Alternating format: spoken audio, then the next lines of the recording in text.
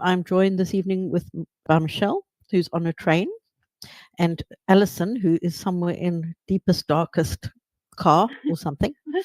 But they are here ready to talk and ready to discuss what we need to be aware of this week. Starting with this petition debate, the petition which Michelle drew up, which was Withdraw the Children's Wellbeing in Schools Bill, that reached over 160,000 signatures. The government had to debate it, so the debate is happening to 4:30 in Westminster Hall. There is the opportunity to watch with others. You can see the event has been set up on the public event, so you can go and have a look for that. So you'll be able to find that on the Stop the Children's Wellbeing in Schools Bill page and on the Home Education Alliance page. I just want to say, if anyone's on Twitter, use the opportunity as well to be tweeting and raising awareness of the conversation that's being had. This will also be covered on TikTok by Amy's account, which is Ginger Snap's Homemade Facts account. So you can also go and join and watch that there and comment and so on. Anything you want to add there, Michelle, about the debate? Just that there's also a short rally beforehand. Oh, yes, of course. Yes, of course. So there will be a small static protest outside, or get some more information, get some flyers to pass on.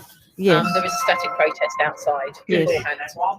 Yes, so there is a small static protest outside of Parliament where there will be our good old volunteers handing out information, talking to members of the public as they walk past. And if you're in London, you want to go and help with that, I'm sure you can just find out on the group. There will be information somewhere about how you can help with that. And on the page we've got, if you go to the Stop the Children's Wellbeing in Schools Bill page and look under the events, we have an event there which has got all the details as well. Okay, great. Thank you, Michelle. We watch this one with interest, and the thing is, there will be no decision that comes out of this. There's no vote that happens at the end of this debate, but the hope is that some issues are raised for other MPs to then hear what some of those issues are and to be made aware of them. And this can help later on when we come to ping pong of the bill between the House of Lords and the House of Commons. There's still a lot to play for, and it's good that these arguments will get out there. I hope all of you have been rallying your MPs to attend. Hope we'll have a good. So in addition to this petition, there's a brand new petition that somebody that is not connected with, is not anybody we know, who has also brought a petition, parliamentary petition, about the Children's Wellbeing in Schools Bill. The difference is this one says withdraw the Children's Wellbeing in Schools Bill immediately. And it's very emphatic. And the reasons that they've given are a little different. It is a different petition, but we are still encouraging people to boost this one as well.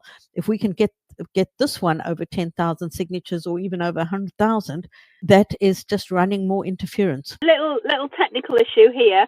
What this person must have done is they've very cleverly copied most of what Michelle wrote, and they waited till Michelle's one was no longer live, because if they put it in when hers was live, it would have been rejected. They very cleverly waited until the point at which hers was not live anymore, shoved this one in, and then of course it gets approved, and that gives us another 6 months to gather another shed load of signatures. Let's see if we can get this one up to 250,000. It'd be amazing, wouldn't it? Yeah, let's support this one. Yes, I know there are lots of petitions out there, but honestly, it takes you such a short time to sign it, and every single one is yet another snowball that's being thrown, in the snowball fight, if you want to think of it like that. It's one more thing, and it kind of runs interference with the business that the politicians are trying to get on with. So go for it, sign it. Any other petitions that look like this, sign them too. Michelle, you were trying to say something about the debate, about some phone line or something. Okay, I think she's not able to talk to us right now. Michelle is just saying that many of the politicians will be around because there's a lot of business on tomorrow, so you can use the Portcullis House phone number that you can get put through to your MP's office to find out, are they going to attend or are they going to respond to your email if they haven't responded. So you can phone directly to just really be a bit of a nag and make sure that they represent you as far as possible. So we've got some news for you. We are changing the time of this live stream. There's been a lot of things we've had to consider about our own availability, about what we think is a better time for people.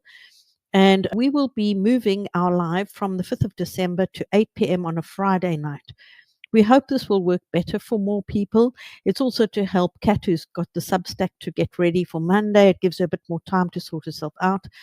So please make a note that we are now going to be doing the live from this coming Friday at 8 p.m. All change, and let's see how that works. Please join us. Make sure that you mark that in your diaries or remind on your phone or whatever you need to do. And next, a reminder that on the 17th of January, we have the very big protest that Michelle is planning in London, which we are really, really hoping that this will be a huge protest. It is a Saturday. It will just be a few hours. Dress warm, plan to be there, make whatever arrangements, and also make a backup plan in case there's some issue with trains and that kind of thing. So plan ahead.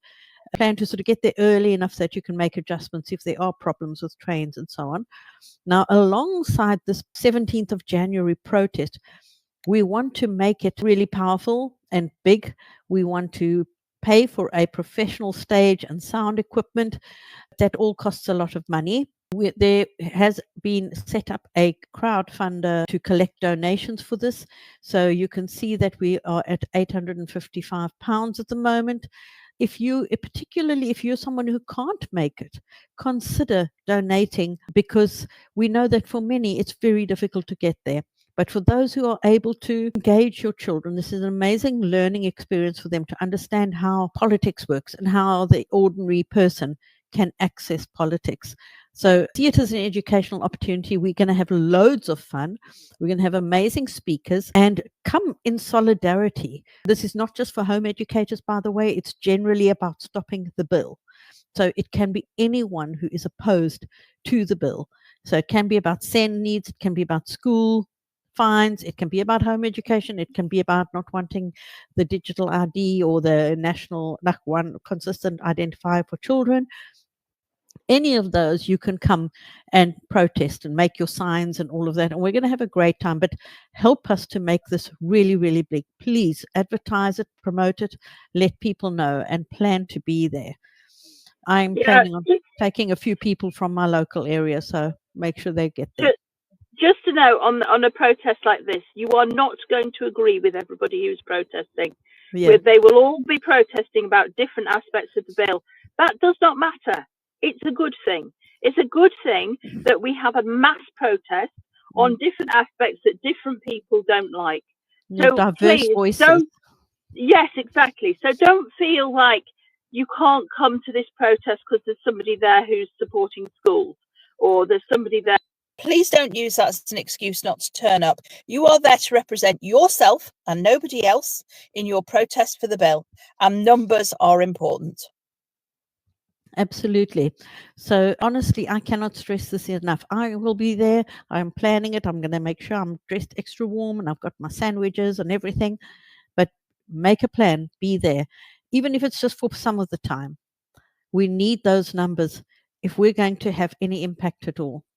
I'm not ready to give up yet. If you are, well, that's really sad, but I'm not ready to give up yet. So if you're not ready to give up yet, join us on the 17th of January.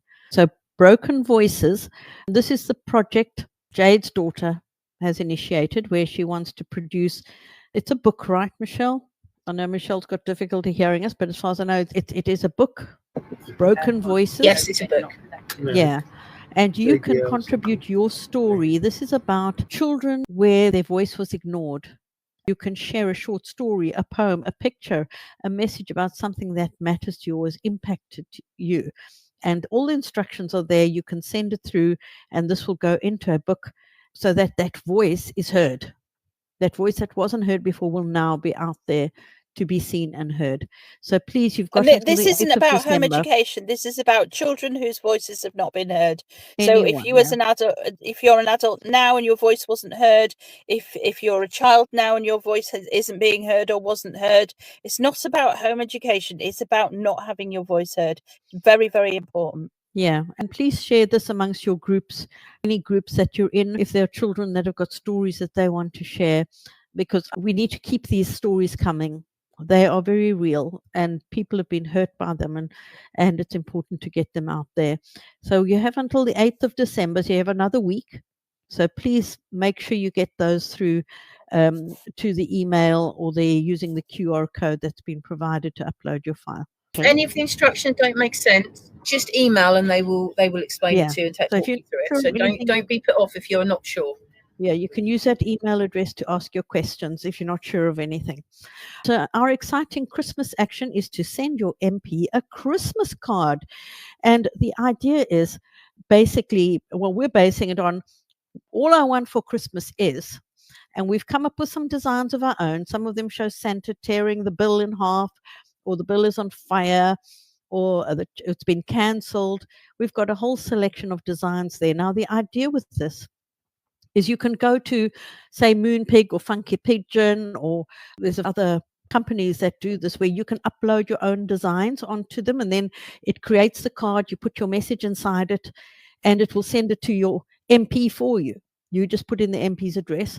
Now, there in this folder, we've got a link which will tell you how you do that, how you need to download these designs. So you go into the Google folder, you download your design, you then go on the website you want to put it on, you find the option to do a personalized card where you can upload your own photo, and then you upload this design on there, and then on the inside you can write your own message. I've already done a tester one for my MP, Zara Sultana, and I decided in my message to focus on how many experts are saying that the bill is dangerous, and referencing the BASW report, which we'll be talking about in a minute. But obviously you can't put a load of words in it, but keep it to one thing where you want to say, are you aware? But it's all we want for Christmas. So we've got a variety. We've got some with a few children, some with one child. We've got Santa up to his mischievous tricks, burning the bill for us. And if you don't want to use our designs, and you don't want to use Funky Pigeon or Moonpig or whatever, you can create your own. Make your own card, or buy an ordinary card, write a message in it. But use this opportunity to send Christmas greetings to your MP and have another go at them with this. So we've got a list of instructions here and ideas, and you can then go and choose any one of the designs that we've put on there if you want to use them. But otherwise, use your own. There's different options. It's a good opportunity to contact your MP once again and keep up that momentum, keep up that pressure on them. So I hope you will take that on. That's a bit of a fun one to do. You can even get the kids to design it. Moving on. Okay, just a reminder again that Joy Baker's book, Children in Chancery, is available now to buy back in print for the first time since 1964. Previously so scarce, you could hardly get hold of it. And when you did, it was like anything over £50 for the book. You can now get it. It's available on Amazon. There are a couple of companion books that you can order as well, which are a little bit, they're not so much about Joy's battles in court over home education. They are just stories of the children's lives, of how the family lived. But you may enjoy those as a home educating parent, wanting to find out how this family did how these children were educated. But definitely, this is an amazing opportunity. Oh, and put it on your Christmas list if you want it. If you haven't got it, add it to your Christmas list. It's on Amazon, Joy Baker, Children in Chancery. Get it on your Christmas list, because this is a book, I would say it's a must read for every home educator in this country. The other thing is that it's a beautiful piece of history. Mm-hmm. So any of these books is a beautiful piece of history. Very different life. Exactly. Well, Charlotte Mason used to talk about living books, where you're reading books of people, how people lived. And it gives you an insight into the other two books, Turn on the Sun and The House on the Hill. They give you an insight into this post-war family living very simply with just basics, but actually being able to have a fairly good life as a family, good family life, and so on. They are delightful. I have read them all, but I would say number one is Children in Chancery. If you can get hold of that one first, then please do. But put it on your Christmas lists otherwise, if you haven't got one yet. Okay, then we have this article came out, or a statement really, from the British Association for Social Work. So it's a professional association for social work and social workers, and they have raised concerns about clause 3 and clause 4 around children's data, around the consistent identifier. This is also based on their conversations they've had with Reclaim Rights for Children. It's a sort of in that they've been talking to them, and they understand that there's some dangers in this bill. And this one, and then there's also another article which is from the Victoria Climbié Foundation, another statement which is also a briefing on the Children's Wellbeing in Schools Bill. These are very powerful to draw the attention of your MPs to, because these are credible organizations, and particularly one with the social workers. If the social workers are saying you need to be concerned, there's problems with this bill, hopefully they would listen to that and pay attention to that. So please make a note. These will be linked in the Substack that goes out tomorrow, so that you can go and share them more widely. Send them to your MPs as well if you want to. So the amendments, there's all the amendments up to and including 28th of November. A lot of them are not relevant to us. There was one that I want to draw attention to, which is Lord Crisp is proposing on page 19 of that, I think. He's proposing some things about support for home educators. He said that a local authority must, in general and at the outset of any relationship with an individual family, act supportively towards home educating families. He's also asking that they must ensure that there are arrangements within its area to enable home educated children to take exams, English and maths exams, and that this should be put in place at a reasonable cost. So that's one worth noting. Obviously, it's an amendment. It may not go through, but this one is, I think, probably out of all those that we are running, the most relevant to us and of interest. So we've got a few articles in the news. This one is a lady from Northern Ireland who tells her story of how she needed to remove her children from school because of the racism that they were experiencing at school, the way they were being bullied. And it's overall a positive article because she shows how, actually it's become a positive choice. But it also reflects on the sort of toxic nature of some school environments for children where they are treated very badly. And in this particular story, the school head didn't even really offer to make any difference, do anything about it. She's basically, what do you expect me to do? And so, this is just a reflection on what we are dealing with. All the children's wellbeing in schools bill in the world will not accomplish what they think will accomplish if you've got this happening on the ground for children, and this is their lived experience. So this is a good article to share as well, I would say. And then we have another one about, I think, the Southend one. Is that the other one? Oh, Essex. Another one, children taking out of school permanently. Once again, mental health being given one of the main reasons. So I'm quite glad personally that this is being highlighted, because we all know it already, but the more people that keep saying there's an issue in schools, children having mental health issues, free breakfast clubs are not going to fix it. We need to keep raising awareness of this, and that the problem is inherent in the system. And we have another article on Southend, also seeing a sharp rise in homeschooling, they said, but home education. I think they also list a mental health as a reason. But of note, if you are a home educator in this area, they are going to have a meeting on Wednesday. So look over there, a report to the People Overview and Scrutiny Committee, which will meet on Wednesday, says mental health has overtaken lifestyle or philosophical reasons. Michelle, do you think it's worth people trying to find out which councillor is going to be there to contact them, or trying to attend the meeting?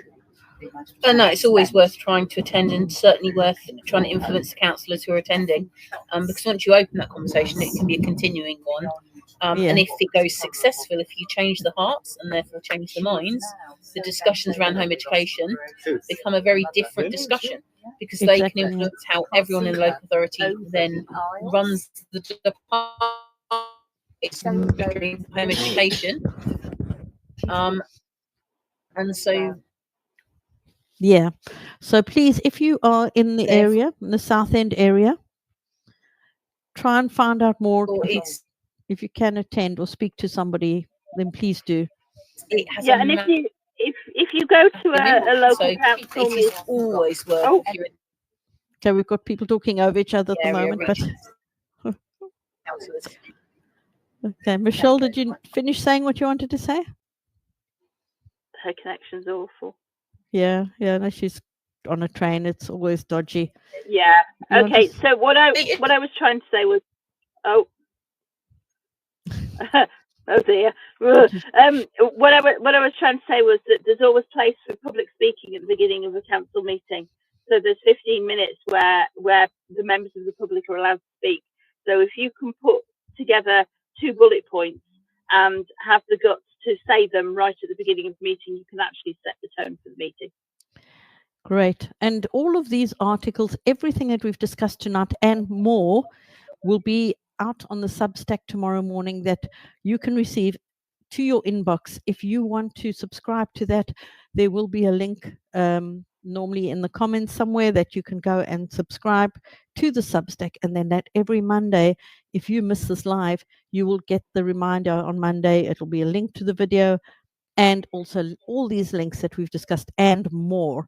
So you can go and look up all of the things that we've pulled out, or I should say the wonderful Cat has pulled out for you that might be of interest to you. There's loads of articles of different kinds and other conversations that are happening in Parliament that we should be aware of. They're all linked in the Substack. So please, if you haven't subscribed to that, go ahead and do so. Is there anything else we need to raise tonight? I was looking at the notes beforehand, and we were looking at some of the debates where they're bringing up the children's wellbeing in schools bill. There was the debate in particular on domestic violence, I believe.